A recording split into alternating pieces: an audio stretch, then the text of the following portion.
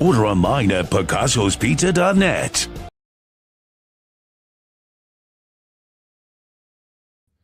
Hello, everyone, and welcome inside another edition of the Pay the Bills podcast. I'm Mike Bunn, joined alongside AJ Sobalski. And AJ, we're in the heart of the off season right now. It's late June. We're a month away from training camp, but some big news with the ribbon cutting at the Bills' new stadium, Highmark Stadium, today. First off, how's your summer going, and how excited are you that we are now a month away from Bills football returning with training camp? Yeah, the early start to the summer has been been very busy with a lot of different things, but have enjoyed it. I'm happy to be back talking some Bills football here. But overall, the Bills have a lot of questions that I'm sure we're going to talk about today, and it'll be nice to catch up, talk about the ribbon cutting, the beautiful new stadium that's going to be right across the street from the old Highmark Stadium, and what that's going to look like.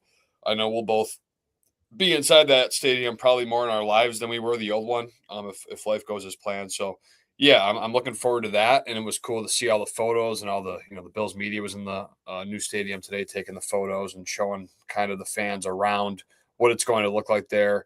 So yeah, really looking forward to that, and then we'll take a peek at the schedule and talk about that for a little bit as well. Now, first, let's get started about the new stadium. Obviously, the ribbon cutting today. What were your thoughts seeing all the pictures from media, journalists, different people at the ribbon cutting? It obviously is a gem of a stadium. You've seen me take a ton of pictures throughout the course of its construction. What were your thoughts finally getting kind of more of an in-depth look at it? Yeah, I mean, it's definitely ready. It's definitely going to be ready. I know there were a lot of questions about a year or two ago if it would be ready by this point, but it's come full circle. They've really done a good job with that. They've really expedited that process. It's been going pretty quick here, especially the last few months. I feel like things have really kicked into high gear.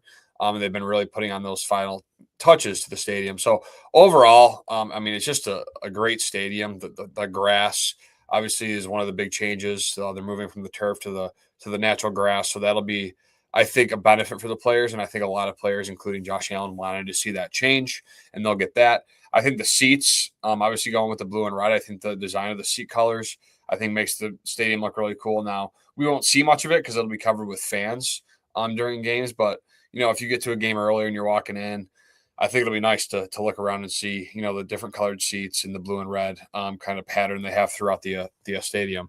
And then overall, I mean, just looking at it, I mean, they talk about it's going to be a lot of noise, and they have a lot of, stereos and stuff like that around the stadium to enhance that noise. So that's what I'm really most looking forward to. The stadium itself, we obviously know, like you've taken a lot of photos of it. We saw a lot of the stadium today from beat reporters, but I'm really looking forward to what this noise in that stadium is going to sound like against the Detroit Lions on Thursday night. Regardless of what happens in week one, that place is going to go crazy. So I'm interested to see with 10,000 less fans if the sound in the stadium will live up to the hype that they're talking about. Because with the overhang and with kind of those stereos that are in there, I think there's a potential that stadium could be even louder than the old Highmark, if you can even imagine that. Because, there's been so many great games there with a lot of noise and a lot of 12th man per se, Bills Mafia going crazy. But I think with this stadium and how it's built and how it's been kind of manufactured, I think we could take it to another level as fans. Yeah, and there's a lot of interesting tidbits with this new stadium, a lot of which media members have gone over, and then some things that I even learned yesterday watching the Bills' recent video about the stadium. Obviously, we know about basically the mesh exterior that's supposed to reduce wind. Well, one of the nuggets that came out in yesterday's video is it's not going to eliminate all the wind, but it should cut it in half. So if it's 30-mile-per-hour winds outside, it should be around 15-mile-per-hour winds inside. So that was something I don't think was really publicized beforehand. We knew about the wind resistance and the lowering of it, but maybe not the cutting it in half part. Obviously, the stadium looks beautiful. It's funny. We spend so much time talking about the three giant bison and all this other crazy stuff that I think people forget. Like, we're getting the state of the art venue that is going to be such an enhanced feel for fans and spectators going to games. And I know we often focus on what it isn't, and that's a dome stadium, maybe not the most amazing design like you might see in Atlanta or Minneapolis or SoFi. But you see the pictures today, and it's going to be absolutely incredible. And I think some of the negativity that has surrounded the stadium is more so from the fact that you're no longer going to be able to go into games for a cheap price. You are going to have to pay a steep price to go to games right now, and I think that alienates portions of the fan base that realize they're probably not going to be able to go to much, if any, games going forward. And I think that's why you get a lot of negativity sometimes regarding the stadium. But as far as a venue, it's going to be incredible for those people that do go to the games. Now, we haven't had a show since right after the draft. What are your thoughts now as we get close to July on the Bills offseason, what they did? What were some of your favorite moves, and what's your analysis on where this team sits a month away from training camp? Yeah. Overall, I think the Bills did really everything they could have done given their cap situation. Now I look at their depth chart across the board, and I look on paper and I look at the offense. We really have kind of an idea already of what this offense is going to look like. Besides maybe left guard with the battle between Alec Anderson and Nick Broker. But other than that, it looks like, I mean, this offense, wide receiver wise, quarterback wise, obviously running back wise, tight end wise, we really know what's going to happen. They're obviously going to keep the three tight ends, Kincaid, Knox, Hawes. They really didn't do much there. They brought in DJ Moore. Obviously, that was a pretty big move by Brandon Beane to take that swing. So I like that move. I think he can bring some juice, especially in the deep third of the field. I know that's been talked about, so much, and we've kind of already talked about this. But, yeah, I think overall the offense, you really don't have any question marks. Defensively, my biggest kind of question mark after mandatory minicamp is Caleb Elarms-Orr. I think there could be a role cut out for him, and he's been kind of utilized next to Terrell Bernard sometimes with the ones, especially during mandatory minicamp. So he might have more of a role than we expected. I think a 4th or 5th round pick. Sometimes that's how linebackers kind of play out. They're drafted day 3, but maybe that defensive coordinator, like a Jim Leonard, a new guy, has a plan for him that he can fit right in and replace kind of that Matt Milano role. And again, Dorian Williams has kind of missed a lot of time with an injury this offseason. So that gives Elarms-Orr more opportunity. So I look at that. I think pretty self-explanatory there with what's going on in the linebacker room. Defensive line wise, I really think it comes down to, again, I don't really expect much more from Greg Rousseau. He is what he is at this point. The wild card on the defensive line is obviously going to be, I would say 2 guys would be TJ Sanders and Bradley Chubb. TJ Sanders, a second-year player, and Bradley Chubb, a veteran free agent signing who has had success. He was a former first-round pick, but has had trouble staying healthy and, kind of getting to his older years. So there's going to be question marks. Will he be able to sustain himself? Sort of like a Leonard Floyd who started out strong, or Joey Bosa. Both those guys really started out strong. But as the season went on and what they were asked to do, it kind of, their play kind of withered. So I'm interested to see if Bradley Chubb can take his game to that level and be able to play a consistent season. In the secondary, it really looks pretty much the same in terms of I'm confident with it. Like, I feel good about the secondary. They have a lot of different pieces there. Now, there's some different names. Obviously, Benford and Bishop will be returning. But C.J. Gardner-Johnson, what role is he going to be? Is he going to start at safety? Obviously, Geno Stone, a veteran, they signed over the offseason. Where does he fit in? And then, obviously, you have that kind of weird cornerback 2 competition going on with Max Harrison and Davison. I'm just going to say Davison. I cannot. How do you pronounce his last name? Can you help me? Igbinosun? Are you talking about? Yeah, Igbinosun. So I look at Igbinosun and Hairston, and I think there's going to be a competition there. Matt Perino from Syracuse.com said it's some of the best cornerback play that he's seen from a Bills corner in his time covering the team, and he's been doing it for close to a decade now. So I think that battle is something to look for. But overall, it's – again, I feel like we're just stuck. It's the same old. They're going to be a good team. They have the pieces. They brought in the veteran D end. They brought in the receiver this offseason to switch things up a little bit, but it's going to be most of the same. They got a great running back, great offensive line. Their defense probably going to be more sporadic, more high variety, or high variancy, I should say. And we'll see if they can do it when it matters. I think that's kind of the motto here as we look and break down this team. in June, July, we could do it till September. I think that's not going to change. I mean, that's the thing that's intriguing about this team is it's in one way, it's the same conversation we've been having the last 3 or 4 years about can they get over the hump? Did they do enough this offseason to take the next step? And then on the other hand, you have the conversation about, well, they kept Bean, they fired McDermott, they brought in Joe Brady they promoted Joe Brady as the next head coach. And do you like Jim Leonard and Pete Carmichael as the coordinators? And it's one of those things where it's tough talking about this team because until they either fall off a cliff or they take the next step, the question is always going to be, did they do what they needed to do this offseason? And if you believe in Joe Brady and Brandon Beane, well, then you're going to believe that, yes, maybe they are more equipped to win a Super Bowl now. And if you don't believe in Joe Brady or Brandon Beane, you're going to think this is an awful step and maybe the first sign of a decline going forward. And I really don't think you have a good answer either way with that at this point in time. It's mostly guesswork. And to be honest with you, I go into this season feeling a little bit different. I feel like this could be a high ceiling, low floor type season for the Bills. You look at their schedule, you look at who they face and what's going on with the division with New England taking a step up and appearing in the Super Bowl last year. And I really do think the Bills have what it takes to win a Super Bowl, but I also feel like they also, if things go wrong, could miss the playoffs if things fall off enough. So it truly is a fascinating season, and a lot of it's going to be how you think about Joe Brady as a head coach. With that said, I know we've talked all offseason about this, but I want to hear your true thoughts.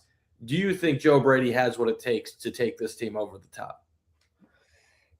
I'm a believe it. I have to believe it, or I have to see it to believe it. That's my thing. Now, do I think he brings a different mentality? Do I think he's less uptight, or at least presents himself that way?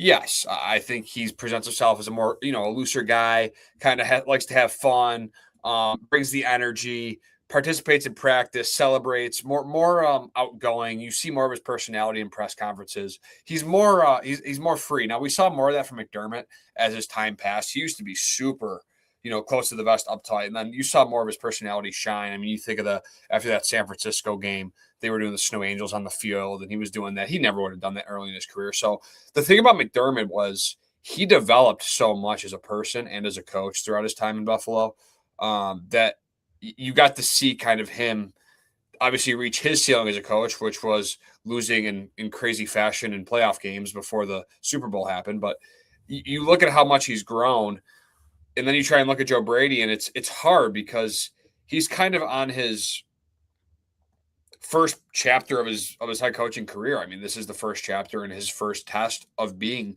a head football coach in the National Football League. So I don't really have an answer if I trust him.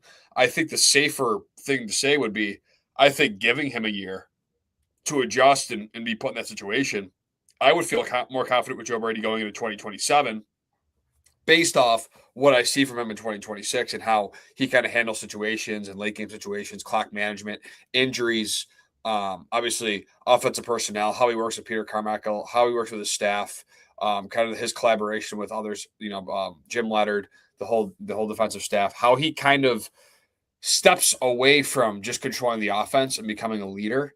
Again, he talked the talk. I think the players do like him. They look up to him. But there's going to be adversity. There's going to be chaos. There's going to be times where Josh struggles. Is he going to be the guy that's going to get Josh back in the right direction? Now, I know he was the OC, and I know Josh, in terms of turnovers, has been better with it under Joe Brady. But is he going to be able to reel him in while making sure that he has to take control of the whole team? It's a harder ask of a guy. So I think he's been, consistently a good offensive mind. Obviously, he had a rough stint in Carolina where he didn't really get an opportunity, but he kind of reinvented himself here in Buffalo as a quarterback coach, and then gets the opportunity to call plays. And then now we're here after he had a great interview with Brandon Beane. So I look at it as this.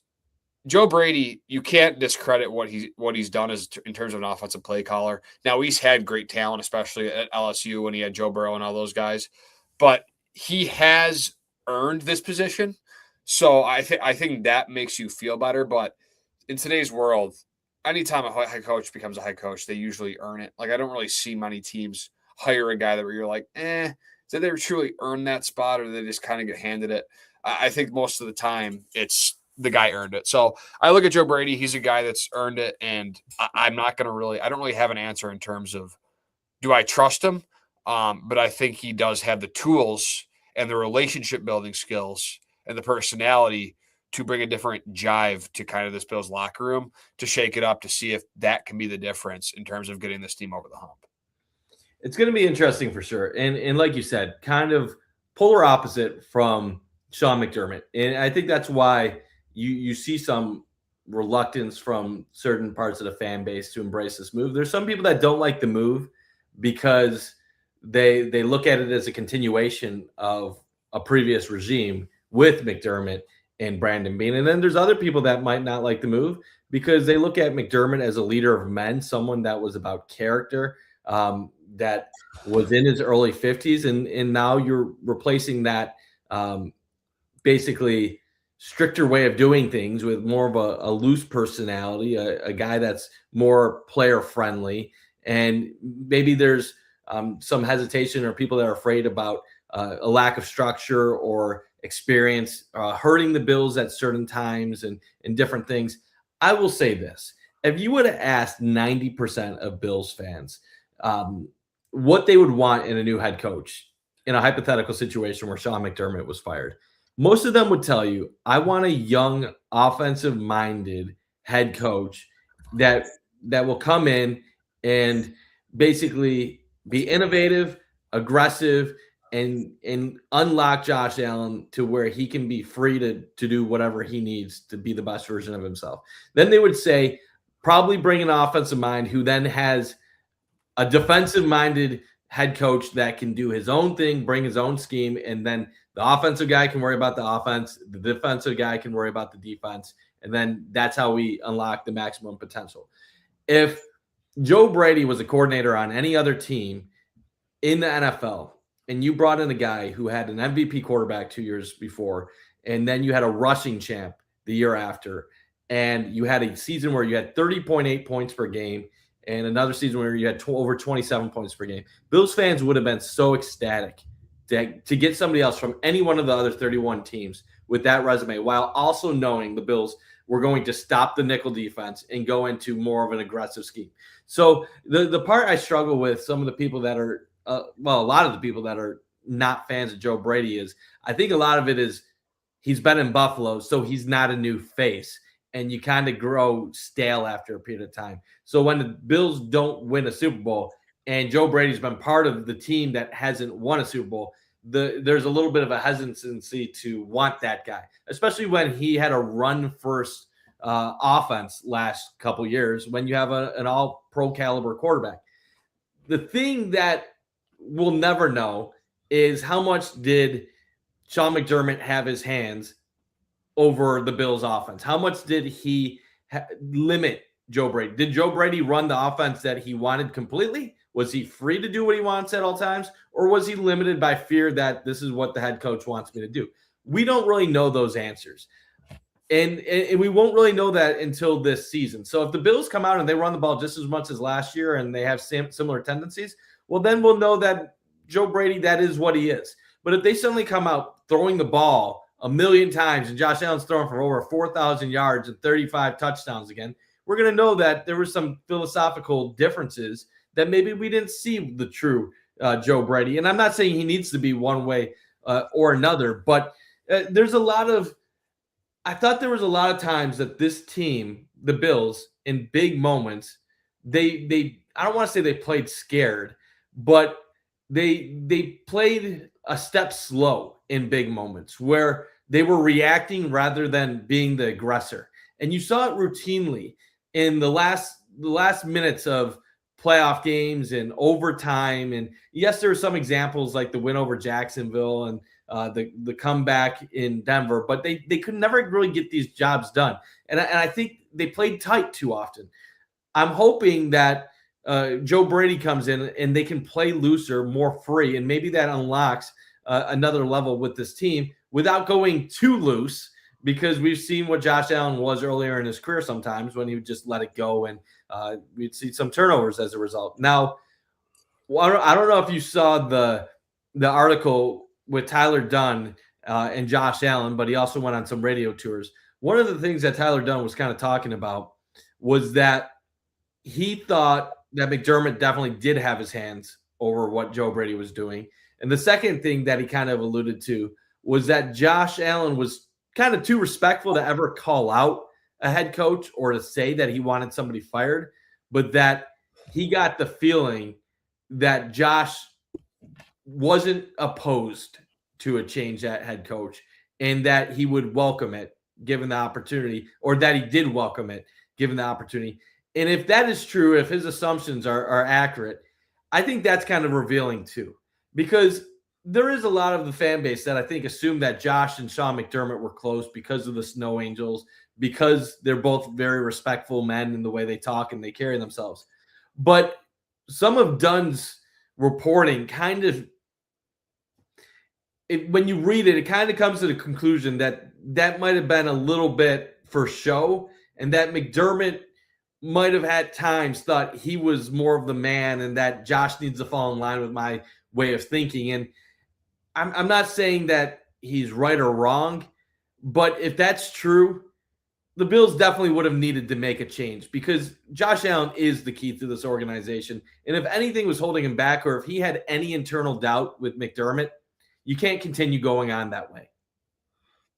Yeah, I mean, that's where the conversation kind of flips to Josh Allen and the pressure, I think, on him, because I do think that Josh and McDermott were very close. I think Josh hit, and you saw the emotion after the Denver game on the podium, and how that kind of unfolded and just how distraught he was. And when you're the franchise quarterback, you've got all kind of the pressure on your shoulders, and you've been with this head coach for 8 years, and he drafted you. He believed in you. He kind of, he gave you a lot. I mean, Sean McDermott gave Josh Allen a lot to succeed, and as well as Brandon Beane. And you think, they just kept falling short. Josh Allen, I think, of course, I think it's common sense at that point, after all their playoff failures, that he would be open to a coaching change, because, I mean, Josh isn't going to go anywhere. Josh is committed to this team, the city. He wants to win a Super Bowl here.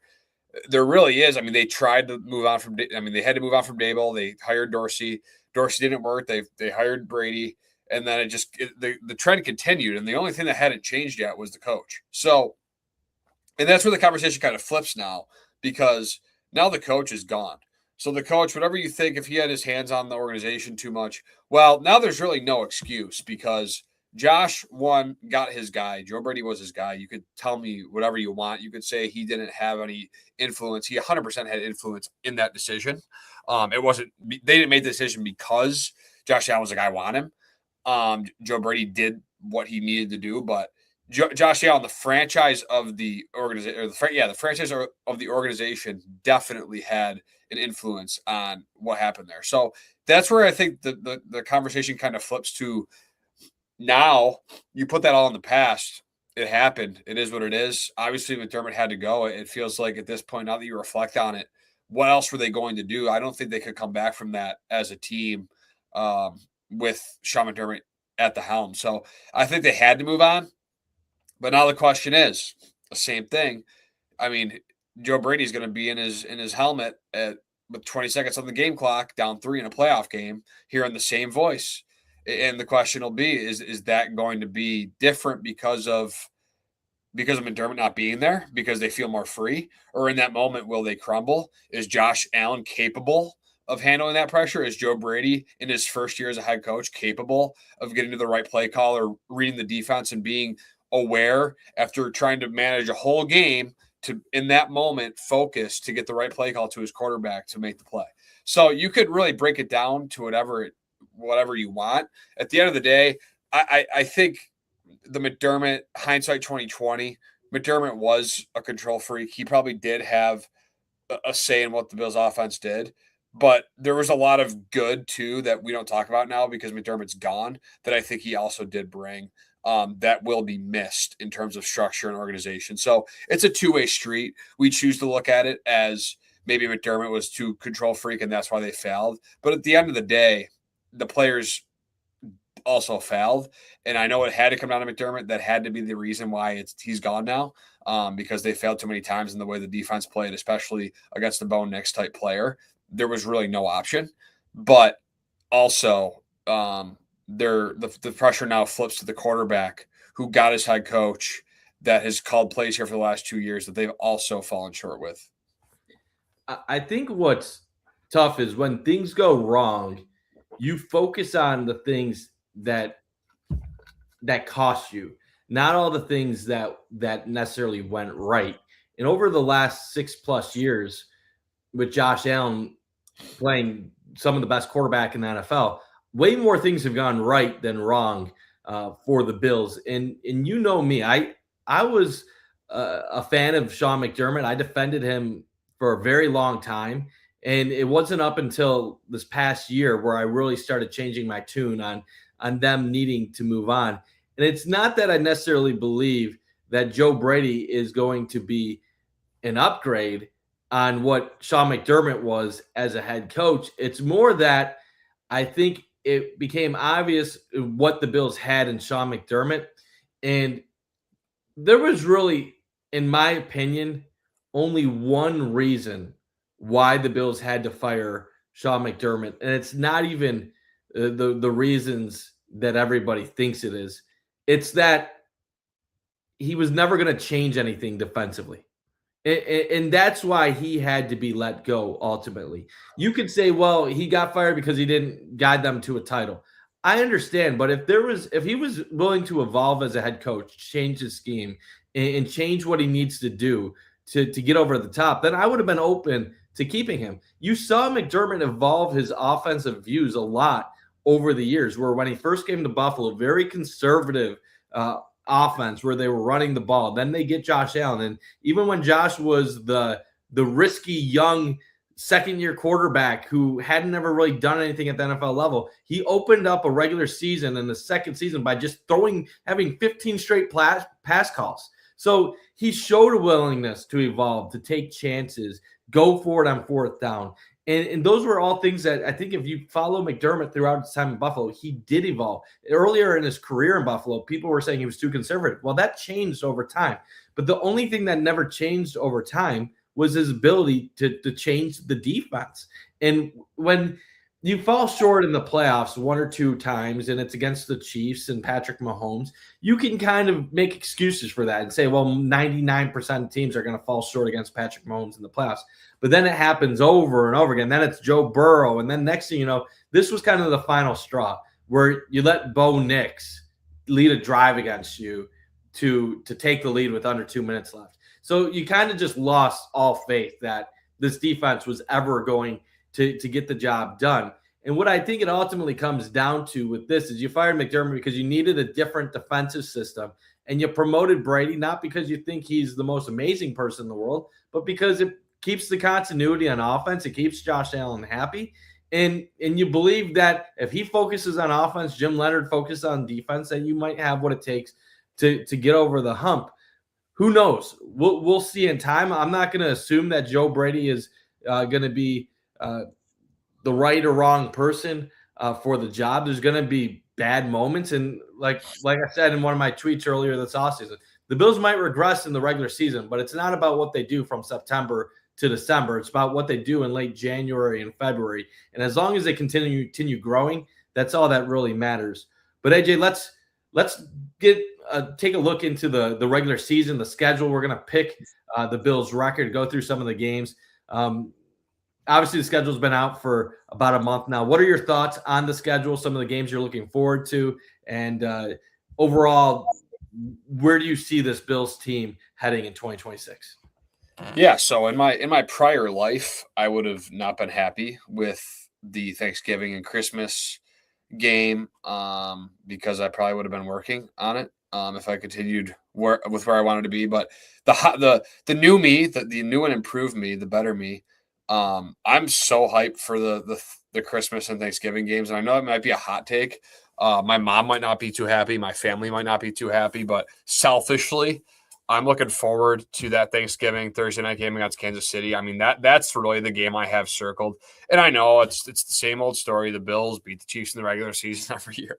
And I know that'll be the storyline going into it. And that's what we're going to be saying going into that week on November 25th when we make our game prediction or on the show. And we're going to say that, well, I know Joe Brady's here, but, maybe things haven't changed. I think the Bills will get this one done 27-24. So yeah, I'm really looking forward to that game against Kansas City. And then also for some reason that Sunday or the Saturday night game against Chicago, seeing Caleb Williams with how he finished last season. I'm really looking forward to seeing him play because obviously he had that comeback in the playoffs and he really almost took that team to the NFC Championship, almost knocking off the Rams. So I really like the Bears as a team. I think they have a lot of young talent. Obviously, DJ Moore revenge game possibility there. But with Colston Loveland, they have obviously Swift. They have great receivers in Romo Dunze and a couple other guys. I think the Bears will be a fun team to watch. So that's obviously the game. And then obviously the Christmas game at Denver, kind of a rematch of the AFC Divisional game that the Bills lost. And then, last one I'll mention before I swing it over to you is obviously the home opener. Detroit Lions, Sam Laporta, Monroe St. Brown, Jahmyr Gibbs, Jared Goff, obviously, even Hutchinson should be back to form. That'll be a big test for the tackles in that game. I look at that game and I'm really excited. So yeah, that's kind of where I'm at. I would say the Lions game, the home game against Kansas City, and then that Bears game on Saturday night in mid to late December are my three big games. Yeah, the number one game has to be, in my opinion, the Lions home opener on Thursday Night Football. And I know that it's an NFC game. It might not be the most pivotal game to the AFC final standings, but a home opener, new stadium, nothing is bigger than that. That is going to be an electric atmosphere and one of the most sought after tickets in the history of the Buffalo Bills. So that's an exciting one for sure. There's so many big games here. If you're talking road games, the Rams, I believe that's Monday Night Football at LA. That's an exciting one right there. It's crazy that the Ravens is just another 1:00 Sunday game on the schedule. Lamar Jackson, Josh Allen, and playing 1:00 on a Sunday. That's how deep this Bills schedule is this year. Chiefs on Thanksgiving at home. God, that's something. You know what the thing that's funny about that game is? We don't even know what this Chiefs team is going to be. Coming off a year in which they not this again, man. This again. No, I think they'll be better, but they did miss the playoffs last year, and they were going to miss the playoffs before Mahomes tore his ACL. What will the Broncos be? What will the Chargers be? The Chiefs, they need to have a bounce back year. Maybe the Bills lose against the Chiefs, and that's what they need to win a Super Bowl. Who knows? But and then outside of that, I'd have to say the Packers Sunday night game intrigues me.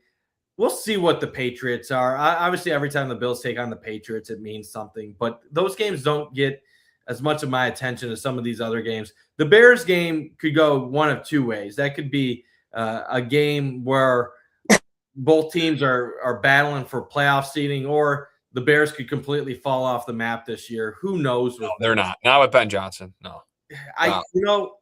It all comes down to what you feel about Caleb Williams. That division is absolutely loaded when you're talking about the Detroit Lions, who are probably going to be good again this year. You have the Packers, who are obviously very talented, and Kyler Murray makes Minnesota a playoff contender in the North as well. We all know what Minnesota was before they got rid of Sam Darnold. They were one of the best teams in the NFC. So I think with Kyler Murray, the Vikings could be back in that conversation. So a lot of good games. I didn't even mention Christmas against the Broncos.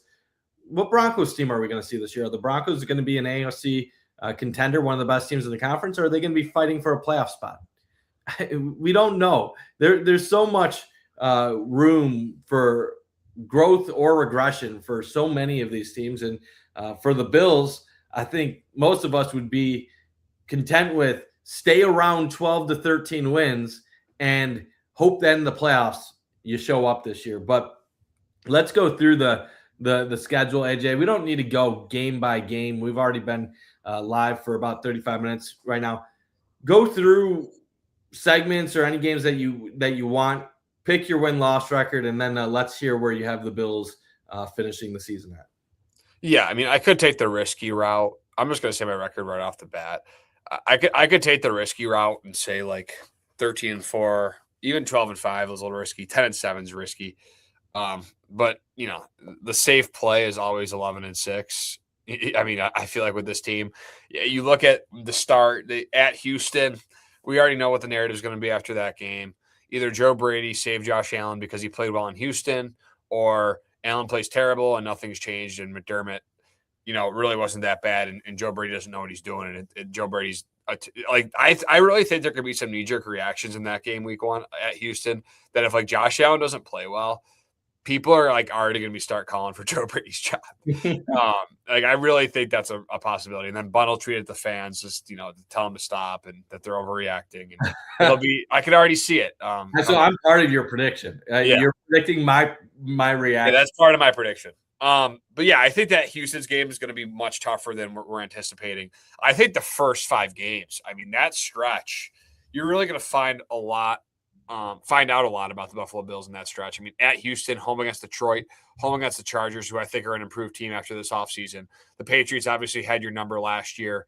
I think, obviously you had a great comeback against them, but I still think that in those games, the Patriots played really well. So, and then at the Rams. So, I mean, that's a crazy stretch right there. You get a little break with the Raiders in the bye, but you don't know. I mean, Francisco Mendoza with the Raiders, they could be an improved team this year. Am I expecting a lot? No, but they're not going to be the Geno Smith Raiders or the whoever the heck their quarterback's been. I can't think, but not anyone relevant the past few years. And I think that makes them a little bit more relevant. And after the bye, that's probably a little easier stretch. But like you said, the Vikings with Kyler Murray and Kevin O'Connell, who knows what that becomes? They still got Justin Jefferson. They still got some players defensively that can make some noise.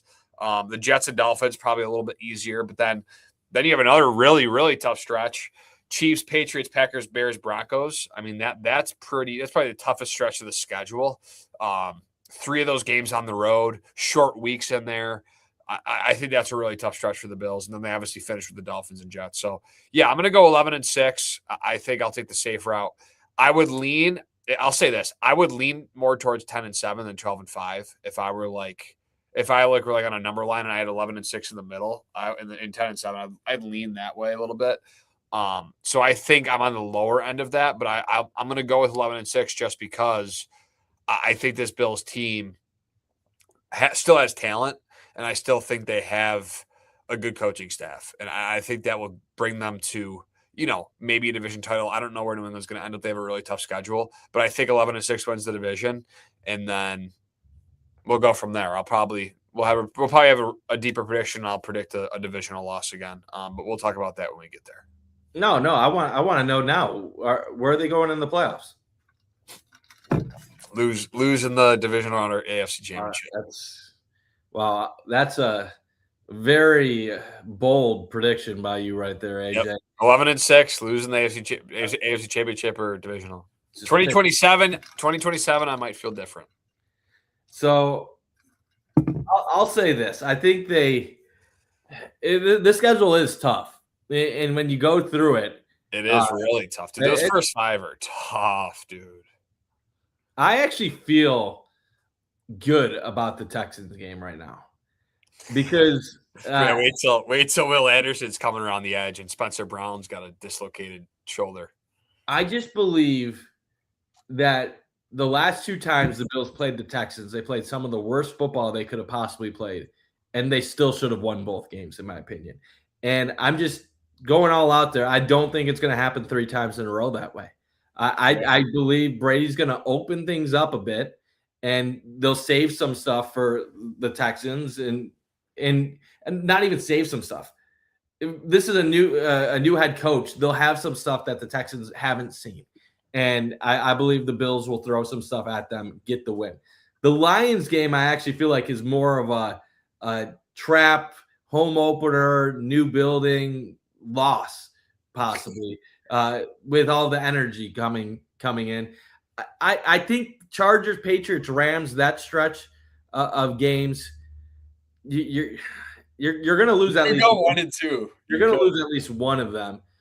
I don't have the Bills going 2-3 starting the season. I have them going 3-2. Then you got the Raiders and Browns. Give me wins, both of those ones, 5-2.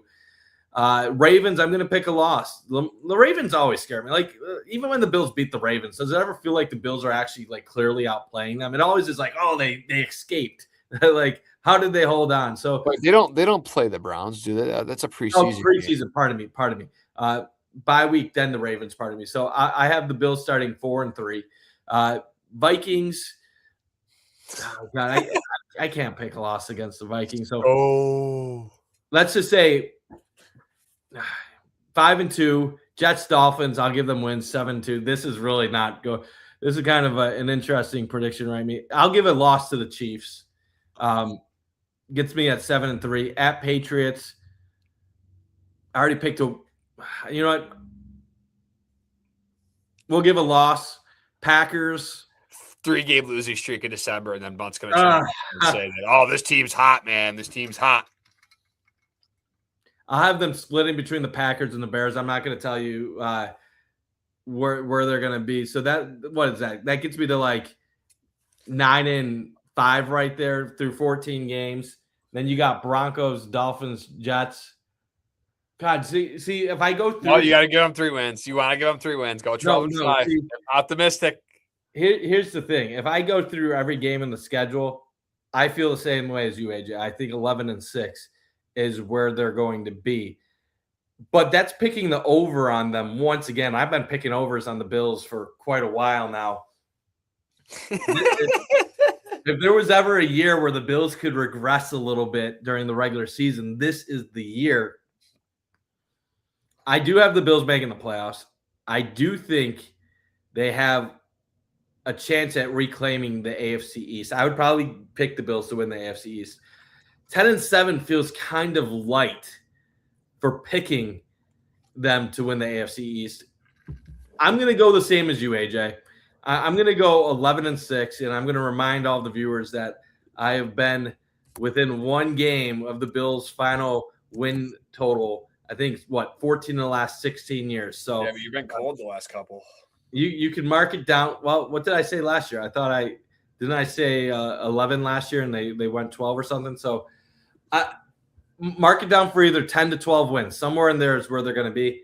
And AJ, I'm going to say something I have never said in my entire life picking the Bills. The Bills are going to win the AFC, and they're going to be playing in the Super Bowl this year. Wow, does that feel good? I am not picking them to win the Super Bowl, but I have the Bills going 11-6 and going to their first Super Bowl of the Josh Allen era. Don't ask me who it's going to be up against. I'd probably say the Rams right now, but could you imagine a Rams-Bills Super Bowl? That'd be something else. So I'm going to go 11-6, AFC East champs, and a Super Bowl appearance because you know what? After it hasn't happened for 8 years of the Josh Allen era, at this point, you might as well bet that it's going to happen every single year. Because if Josh Allen is who we think he is at quarterback, it's eventually going to happen. And you might as well cash in one of these times when it does happen. So I'm going to be bold. Like I said, I have not picked the Bills to go to the Super Bowl in any of the previous 6 seasons. I might be the only Bills fan on the planet that hasn't picked the Bills to go to the Super Bowl during that period of time. But I do believe that having a new look defense paired with a looser personality head coach who is an offensive guru is what Josh Allen needs to unlock this Bills offense when it matters, while maybe being just enough help defensively to get the stops that they need when it matters the most. So I'm going to go bold, AJ. I'm calling it. What are your thoughts on the Bills potentially getting to the Super Bowl this season? I mean, yeah, it's always, the odds are against them, but they're always up there in odds every single offseason if you look at the sports books. And I think you can't when it's Josh Allen. I don't think you could ever doubt that there's a chance. And they obviously have one of the best chances in the league. So, I mean, it's June. I can't sit here and predict that right now, but there's still training camp and preseason. But yeah, I think right now as I look at it, the schedule, the new head coach. I don't think a new head coach is a first year head coach ever won a Super Bowl. I have no idea. That's a good question. I know Mike Vrabel was the first year head coach for the Patriots last year and made a Super Bowl. So I guess a first year head coach has made a Super Bowl. But I don't know I don't think a first year head coach. Four first year head coaches have won a Super Bowl. Okay, so that's Gary Kubiak in 2015 with the Broncos, John Gruden 2002, first year in Tampa Bay, and then Kubiak, first year in Denver. They were head coaches previously. George Seifert, 1989 in San Francisco, and then Don McCaffrey, 1970, Baltimore Colts. So has there been a first year, like actually first year head coach? Well, I don't know. I believe that maybe Don McCaffrey. I don't know. Back in 1970, let's just check if he was around as a head coach prior. Like, has there ever been a that was his first year as a head coach. Okay. So he won a Super Bowl right off the bat. Wow. Well, yeah. I mean, Joe Brady's definitely got a good chance to do it and join that guy, that legend. But yeah, I don't know. I mean, it's June. I can't. I need to see what this team looks like. Seifert won in his first ever year as well. So it has happened twice. You can't rule it out completely. You never know, AJ. That's why we watch the games. And I haven't said it on this show already, but this episode of Pay the Bills brought to you by Picasso's Pizza. Always a great place to get a nice plug. Nice plug. You gotta say that probably 3 more times in the next 30 seconds. So thank you, Picasso's Pizza, for sponsoring us, and looking forward to another exciting season with you guys on board. But AJ, any final thoughts before we wrap up this episode? No, I'm excited to get back into it next week. I'm pretty sure we should be live every week. I mean, that's my intent here, to be live every week moving forward. Well, as I say that, we might have to adjust the days. I have to work a concert at Key Bank Center next Tuesday. But other than that, we should be, by Tuesday night, should be free. So we should be moving along here. And yeah, I'm just looking forward to football, man. Like I'm like to the point with hockey. Like I got so sick of hockey because I never watched so much of it, and I haven't been invested like that in so long. So like I got kind of sick of it. Now football, I watched so much football last year that like by January after that Bills loss, I was just dejected. Like I do not want to watch football for a long time. But once like May hit, I'm like, all right, I'm ready for any sort of football. So yeah, I'm really ready. In the blink of an eye, I mean, we're gonna be a training camp, blue and red scrimmage, preseason. It's going to come fast. So I'm not wishing my summer away because it's going to be a fun summer and I'm looking forward to it. But I can't wait for some football. And then you and I are hoping to possibly even be at St. John Fisher to maybe cover a practice or two potentially. I covered St. John Fisher training camp at St. John Fisher last year and the year before, and AJ covered some practices 2 years ago when he was still with the Batavia Daily News. So both of us have been credentialed with the Bills in the past, and hopefully we'll be able to have that continue in some capacity for camp this year. But we appreciate everybody tuning in. We know it's beautiful outside in Buffalo. It's a sunny, wonderful evening. And then we can't wait to have more of you join on as this becomes more consistent. We're going to typically be on every Tuesday night at 7:00. We'll see if that includes next Tuesday or not, depending on everything going on. We might have to skip a week and then get it full throttle. Or go Monday. Monday. Once we get to July. So if you like what you're hearing from us, make sure to tune in every Tuesday, 7:00, once we get everything going for the main part of the season. That's going to be training camp onward every Tuesday, and we're going to definitely have some episodes before camp in July as well. So thanks, AJ, for joining me. Thank you, Picasso's Pizza, for being our sponsor. And we do have some news in the wings about the name of Pay the Bills podcast, as we have some rebranding coming up in the near future. So thanks for tuning in, and let's go Bills.